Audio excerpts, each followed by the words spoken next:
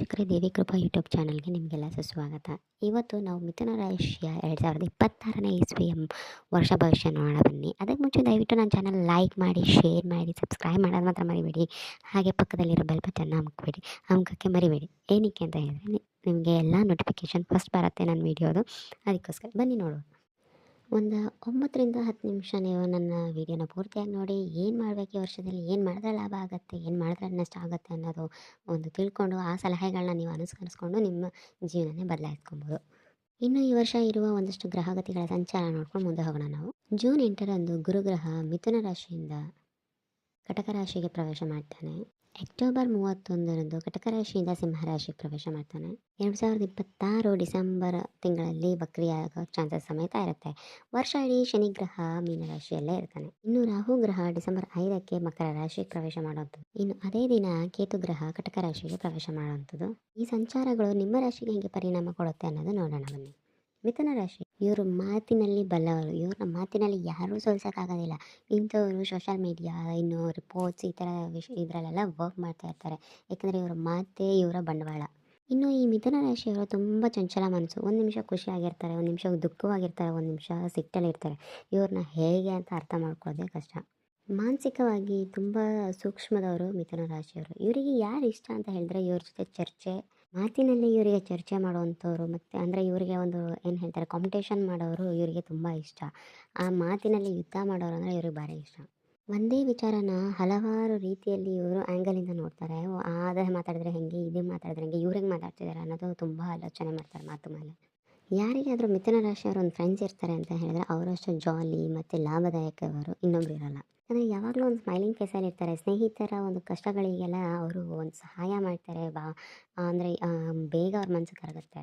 ಇನ್ನು ಪ್ರೀತಿ ವಿಷಯಕ್ಕೆ ಬಂತು ಅಂತ ಹೇಳಿದ್ರೆ ಕಾಸ್ಟ್ಲಿ ಗಿಫ್ಟ್ ಕೊಡೋಕ್ಕಿಂತ ಇವರು ಪ್ರೀತಿ ವಿಷಯದಲ್ಲಿ ಸಂಭಾಷಣೆ ಮಾಡೋದು ಹೆಚ್ಚು. ಒಂದೇ ಸಮಯದಲ್ಲಿ ಹಲವಾರು ವಿಚಾರಗಳನ್ನ ಯೋಚನೆ ಮಾಡ್ತಾ ಇರ್ತಾರೆ. ಒಂದೇ ಕಡೆ ಕೂತ್ಕೊಂಡು ಕೆಲಸ ಮಾಡುವಂಥದ್ದು ಅಂತ ಹೇಳಿದ್ರೆ ಇವರಿಗೆ ಆಗಿನೇ ಬರೋದಿಲ್ಲ. ಇವರಿಗೆ ಆಯುಷ ಆರಾಮಿ ಜೀವನ ಅಷ್ಟೊಂದು ಇಷ್ಟ ಆಗೋದಿಲ್ಲ. ಕಷ್ಟಪಡ್ತಾರೆ, ದುಡಿತಾರೆ, ಮತ್ತು ಬುಕ್ಸ್ ಓದೋದು ತುಂಬ ಅವರಿಗೆ ಇಂಟ್ರೆಸ್ಟ್ ಇರುತ್ತೆ. ಕಥೆಗಳು, ಕಾದಂಬರಿಗಳು ತುಂಬ ಓದ್ತಾರೆ. ಹೊಸದು ಏನಾದ್ರು ತಿಳ್ಕೊಳ್ಳೋಕ್ಕೆ ಯೋಚನೆ ಮಾಡ್ತಾ ಇರ್ತಾರೆ, ಕಲಿತಾ ಇರ್ತಾರೆ. ಇವರಿಗೆ ದುಡ್ಡು ಮಾಡೋ ಮನಸ್ಸಿರಲ್ಲ. ಯಾವ ಕೆಲಸ ಮಾಡ್ತಾ ಇರ್ತಾರೆ, ಒಂದೇ ಬಿಸ್ನೆಸ್ಸಲ್ಲಿ ಮೂವ್ ಮಾಡ್ಕೊಂಡು ಹೋಗ್ತಿರ್ತಾರೆ. ಕೆಲವರು ಒಂದು 3-4 ಬಿಸ್ನೆಸ್ ಮಾಡ್ಬೋದು, ಬಟ್ ಅದರಲ್ಲಿ ಅಷ್ಟೊಂದು ಇನ್ಕಮ್ ಇರೋದಿಲ್ಲ ಅವರಿಗೆ. ಅಂದರೆ ಅವ್ರ ಜೀವನಕ್ಕೆ ಕೊರತೆ ಆಗುವಂಥದ್ದು ಏನಿರೋದಿಲ್ಲ. ಆರಾಮಾಗಿ ಯಾರಿಗೆ ಬೇಕಪ್ಪ ಯಾರಿಗೆ ಬೇಡ ಅನ್ನಂಗೆ ಒಂದೇ ಸಮ ಮಾಡ್ಕೊಂಡು ಹೋಗ್ತಾ ಇರ್ತಾರೆ. ದೃಢ ನಿರ್ಧಾರನ ತೊಗೊಬೇಕು. ಸೋಂಬೇರಿತನನ ದೂರ ಮಾಡಿದರೆ ನಿಮ್ಮ ಜೀವನದಲ್ಲಿ ಸಕ್ಸಸ್ ಅನ್ನೋದು ಬೇಗ ಬರುತ್ತೆ.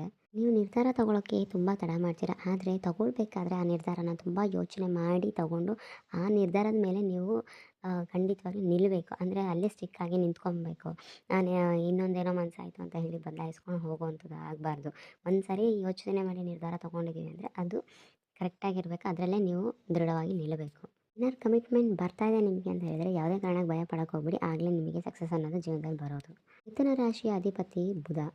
ಬುಧ ಅಂದ ಕೂಡಲೇ ನರಮಂಡಲ ಆಗಿರ್ಬೋದು, ಭುಜ, ಶ್ವಾಸಕೋಶ ಇರ್ತದೆ. ಹಾಗಾಗಿ ಈ ಬುಧ ನಿಮ್ಮಲ್ಲಿ ಚೆನ್ನಾಗಿಲ್ಲ ಅಂತ ಹೇಳಿದರೆ ಈ ಒಂದು ಸಮಸ್ಯೆಗಳು ನಿಮಗೆ ಕಂಡು ಬರ್ತದೆ. ಮತ್ತು ನಿದ್ರಾಹೀನತೆ ಸಮೇತ ಬರ್ಬೋದು. ನೀವು ಎಲ್ಲದನ್ನ ತಿಳ್ಕೊತೀರಾ, ಎಲ್ಲದ್ರ ಬಗ್ಗೆ ಅಧ್ಯಯನ ಸಮೇತ ಮಾಡ್ತೀರಾ. ಏನು ಯೋಚನೆ ಮಾಡಿರ್ತೀರ, ಅಧ್ಯಯನ ಮಾಡಿರ್ತೀರ, ಅದನ್ನು ಬಳಸ್ಕೊಳ್ಳೋದು ನೀವು ಸ್ವಲ್ಪ ಕಡಿಮೆ. ನೀವು ಅದನ್ನು ಬಳಸ್ಕೊಂಡ್ರೆ ನಿಮಗೆ ಇನ್ನು ಮುಂದೆ ನಿಮಗೆ ಸಕ್ಸಸ್ ಅನ್ನೋದು ಕಾಣುತ್ತೆ. ನಿಮ್ಮ ಚಂಚಲ ಮನಸ್ಸು ಆ ಕಡೆ ಈ ಕಡೆ ಹೋಗ್ತಾ ಇರುತ್ತಲ್ಲ, ಆ ಮನಸ್ಸನ್ನು ನೀವು ಕಂಟ್ರೋಲ್ ಮಾಡಬೇಕಂದ್ರೆ ಧ್ಯಾನ ಮಾಡಿ, ಯೋಗ ಮಾಡಿ, ಎಕ್ಸಸೈಸ್ ಮಾಡಿ. ಏನಾಗಿಲ್ಲ ಅಂದರೆ ಒಂದು 10 ನಿಮಿಷ ಧ್ಯಾನ ಆದರೂ ಮಾಡಿ. ನಿಮ್ಮ ಆರೋಗ್ಯಕ್ಕೂ ಒಳ್ಳೆಯದು, ನಿಮ್ಮ ಮನಸ್ಸು ನಿಮ್ಮ ಕಂಟ್ರೋಲಲ್ಲಿರುತ್ತೆ. ನಿಮ್ಮ ಮಾತನ್ನು ಮಾತ್ರ ನೀವು ತಲೆಯಲ್ಲಿ ಇಟ್ಕೊಂಬೇಡಿ. ನಿಮ್ಮ ಮಾತನ್ನು ಬಿಟ್ಟು ಬೇರೆಯವ್ರು ಏನು ಹೇಳ್ತಾ ಇದ್ದಾರೆ ಅನ್ನೋ ಸಜೆಷನ್, ಅಂದರೆ ಅವರ ಒಂದು ಏನು ಅವ್ರ ಉತ್ತರ ಏನು ಬರ್ತಾ ಇದೆ, ಇದಕ್ಕೆ ಏನು ಮಾಡಬೇಕು ಅಂತ ಹೇಳ್ತಿದ್ದಾರೆ, ಅದು ನಮಗೆ ಸರಿನಾ ತಪ್ಪು ಅನ್ನೋದು ಒಂಚೂರು ಯೋಚನೆ ಮಾಡಿ ನಿರ್ಧಾರ ತಗೊಳ್ಳೋದು ನೀವು ಇದು ಮಾಡಿ. ಮತ್ತು ಒಂದೊಂದು ಸರಿ ನಿಮ್ಮ ಹಾದಿ ತಪ್ತಾ ಇದ್ದೀನಿ, ಟ್ರ್ಯಾಕ್ ತಪ್ತಾ ಇದ್ದೀನಿ ಅಂತ ಅಂದಾಗ ನೀವು ಬುಧನ ಗ್ರಹದ ಆರಾಧನೆ ಮಾಡಿ, ಓಂ ಬುಧಾಯ ನಮಃ ಅನ್ನೋದು ಜಪ ಮಾಡಿ. ಅಲ್ಲೇ ಸರಿಯಾಗುತ್ತೆ. 2026ರ ಭವಿಷ್ಯ ನೋಡೋದಂದರೆ ಕೆಲಸ ಕಾರ್ಯಗಳು ಸ್ಟಾರ್ಟಿಂಗ್ ತಿಂಗಳಲ್ಲಿ ಯಾಕೋ ಸ್ಲೋ ಆಗ್ತಿದೆಯಲ್ಲ, ಏನು ವರ್ಕೌಟ್ ಆಗ್ತಿಲ್ಲ ಅಂತ ನಿಮ್ಗೆ ಅನಿಸುತ್ತೆ. ಆದರೆ ಒಂದು ಜೂನ್ ಜುಲೈಯಲ್ಲಿ ಒಂದು ಸ್ಪೀಡ್ ಪಿಕಪ್ ಆಗುತ್ತೆ, ಒಳ್ಳೆ ಹಾದಿಲಿ ಹೋಗುತ್ತೆ. ನಿಮಗೆ ವರ್ಷ ಪೂರ್ತಿಯಾಗಿ ಒಂದು ಸವಾಲುಗಳು, ಅಡಚಣೆಗಳು ಬರ್ತಾ ಇರ್ತದೆ. ನಿಮಗೆ ಆ ಕಠಿಣವನ್ನು ನೀವು ಫೇಸ್ ಅನಲೈಸ್ ಮಾಡುವಂಥದ್ದು ನಿಮ್ಮಲ್ಲಿ ಕೆಪಾಸಿಟಿ ಇರೋದ್ರಿಂದ ನಿಮ್ಮ ಮಾತೇ ಆಗಲಿ, ನಿಮ್ಮ ಬುದ್ಧಿವಂತಿಕೆ ಆಗಲಿ ನೀವು ಉಪಯೋಗಿಸ್ಕೊಂಡು ಆಲೋಚನೆ ಮಾಡಿಕೊಂಡು ಅದರಿಂದ ಹೇಗೆ ನಾವು ಪಾರಾಗಬೇಕು ಅನ್ನೋದು ಅಂತ ತಿಳ್ಕೊಂಡು ನೀವೇ ಆಗಿ ಪಾರಾಗಬೇಕಾಗತ್ತೆ. ಇನ್ನು ವೃತ್ತಿ ಜೀವನಕ್ಕೆ ಬಂದರೆ ಸ್ವಲ್ಪ ಬದಲಾವಣೆಗಳು ಕಂಡುಬರುತ್ತೆ. ನಿಮ್ಮ ಕರಿಯರ್, ನಿಮ್ಮ ಬಿಸ್ನೆಸ್ ಶಿಫ್ಟ್ ಆಗುವಂಥದ್ದು ಮತ್ತು ನೀವು ಒಂದು ಕೆಲಸ ಬಿಟ್ಟು ಇನ್ನೊಂದು ಕೆಲಸಕ್ಕೆ ಏನಾದ್ರು ಹೋಗೋಕ್ಕೆ ಆಲೋಚನೆ ಮಾಡ್ತಿದ್ರೆ ಆ ಅಪಾರ್ಚುನಿಟಿ ಸಮೇತ ಈ ವರ್ಷದಲ್ಲಿದೆ. ಇನ್ನು ನೀವು short term goals, long term goals ಅಂತ ಇರುತ್ತೆ.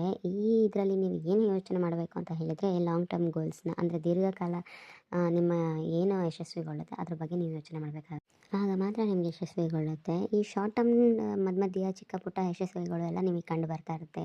ನಿಮಗೊಂದು ಖುಷಿ, ಸಂತೋಷ ಅನ್ನೋದು ಬರ್ತಾ ಇರುತ್ತೆ. ಆದರೆ ಅದೊಂದೇ ಸಾಲದು ನಿಮಗೆ. ನೀವು ದೀರ್ಘಕಾಲದ ಯಶಸ್ವಿನ ಪಡೆದ್ರೆ ಮಾತ್ರ ನೀವು ಜೀವನದಲ್ಲಿ ನೀವು ಆರಾಮ್ ಜೀವನ ಮಾಡ್ಬೋದು.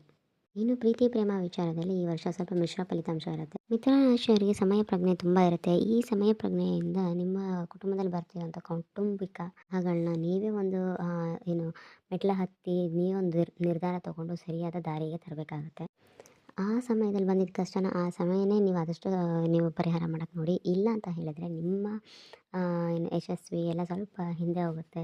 ಏಕೆ ಅಂತ ಹೇಳಿದರೆ ಮನೇಲೇ ನೆಮ್ಮದಿ ಇಲ್ಲ ಅಂತ ಹೇಳಿದರೆ ನಾವು ಹೊರಗಡೆ ಎಷ್ಟೇ ಸಕ್ಸಸ್ ಮಾಡಕ್ಕೆ ಟ್ರೈ ಮಾಡಿದ್ರೂ ಅದು ಕಷ್ಟ ಆಗ್ತಾ ಇರುತ್ತೆ. ಆದ್ದರಿಂದ ನೀವು ಮಿಥುನ ರಾಶಿಯವರು ಆ ಬಂದಿದ್ದ ಸಮಸ್ಯೆನ ತುಂಬ ಎಳೆಯದೆ ಆಗೋ ಸಮಸ್ಯೆ ಆವಾಗಲೇ ನೀವು ಸಾಲ್ವ್ ಮಾಡ್ಕೊಳ್ಳೋಕ್ಕೆ ನೋಡಿ. ನಾನು ಮತ್ತೆ ಹೇಳ್ತಾ ಇದ್ದೀನಿ, ನೀವು ಸ್ವಲ್ಪ ಆರೋಗ್ಯ ಕಡೆ ಗಮನ ಕೊಡೋದು ಕಮ್ಮಿ ಆಗಿರೋದ್ರಿಂದ ಆರೋಗ್ಯ ಇದ್ದರೆ ನಾವು ಚೆನ್ನಾಗಿರ್ಬೋದು. ಹೆಲ್ತ್ ಇಸ್ ವೆಲ್ತ್ ಅಂತ ಹೇಳ್ತೀವಿ. ಅದರಿಂದ ನಿಮ್ಮ ಆರೋಗ್ಯ ಚೆನ್ನಾಗಿರ್ಬೇಕಂದ್ರೆ ಎಕ್ಸಸೈಸ್ ಮಾಡಬೇಕು, ಪ್ರಾಣಾಯಾಮ ಮಾಡಬೇಕು ಅನ್ನೋದನ್ನ ಪುನಃ ಹೇಳ್ತಾ ಇದ್ದೀನಿ. ಜಾಸ್ತಿ ಒತ್ತಡ ತೊಗೊಳ್ಬೇಡಿ ಈ ವರ್ಷ. ಸ್ಟ್ರೆಸ್ ಕಮ್ಮಿ ಮಾಡ್ಕೊಳ್ಳಿ. ಆರಾಮ್ ಕೆಲಸ ಮಾಡಿ. ರಿಸ್ಕನ್ನು ಈ ವರ್ಷ ನೀವು ಸ್ವಲ್ಪ ಅವಾಯ್ಡ್ ಮಾಡಿ ಅಂತ ಹೇಳ್ತೀನಿ. ಮಾಡೋದ್ರಿಂದ ನಿಮ್ಮ ರಾಶಿ ಕಡೆ ಏನು ಸ್ವಲ್ಪ ಕಷ್ಟ ಬರ್ತಾ ಇದೆ ಇದು ಸ್ವಲ್ಪ ಮಟ್ಟಿಗೆ ಪರಿಹಾರ ಆಗುತ್ತೆ. ಇನ್ನು ಏಪ್ರಿಲ್ ಮೇ ತಿಂಗಳಲ್ಲಿ ಗುರುವಿನ ಅನುಗ್ರಹ ಸಮೇತ ನಿಮಗೆ ಪ್ರಾರ್ಥನೆ ಸಿಗುತ್ತೆ. ಇನ್ನು ಒಳ್ಳೊಳ್ಳೆ ನಿಮಗೆ ಸ್ವಲ್ಪ ಸಕ್ಸಸ್ ಸಮೇತ ಕಾಣೋಕ್ಕೆ ಶುರು ಆಗುತ್ತೆ. ಇನ್ನು ವ್ಯಾಪಾರ ಏನಾದರೂ ವಸ್ತುಗಳನ್ನ ಖರೀದಿ ಮಾಡಬೇಕು, ಸೈಟ್ ಇಲ್ಲ ಬೈಕ್ ಆ ಥರ ಏನಾದ್ರು ಮಾಡಬೇಕು ಏಪ್ರಿಲ್ ಮೇ ತಿಂಗಳಲ್ಲೇ ಮಾಡಿ, ತುಂಬ ಚೆನ್ನಾಗಿದೆ. ಇನ್ನು ಜೂನ್ ಜುಲೈಯಲ್ಲಿ ನಿಮ್ಮ ಸಂಬಂಧಗಳಲ್ಲಿ ರಿಲೇಷನ್ಶಿಪ್ಸಲ್ಲಿ ಏನಾದರೂ ತೊಂದರೆ ಇತ್ತು ಅಂತ ಹೇಳಿದರೆ ಅದು ಒಂದು ತಕ್ಕ ಮಟ್ಟಿಗೆ ಪರಿಹಾರ ಆಗೋ ಚಾನ್ಸಸ್ ಸಮೇತ ಇರುತ್ತೆ. ಆದರೆ ನಿಮ್ಮ ಕೈಲಿರುತ್ತೆ ಯಾವುದನ್ನು ಹೇಗೆ ಪರಿಹಾರ ಮಾಡ್ಕೋಬೇಕು ಏನು ಅಂತ. ಈ ಮಾಹಿತಿಯೆಲ್ಲ ನೀವು ಉಪಯೋಗ ಮಾಡಿಕೊಂಡು ನಿಮ್ಮ ಜೀವನನ ನೀವು ಚೆನ್ನಾಗಿ ಇಟ್ಕೊಂಡು ಬದಲಾಯಿಸ್ಕೊಳ್ತೀರಾ ಅಂತ ಅಂದ್ಕೊತೀನಿ. ಎಲ್ಲರಿಗೂ ಒಳ್ಳೆಯದಾಗಲಿ ಅಂತ ನಾನು ಪ್ರಾರ್ಥಿಸ್ತಾ ನಮಸ್ತೆ.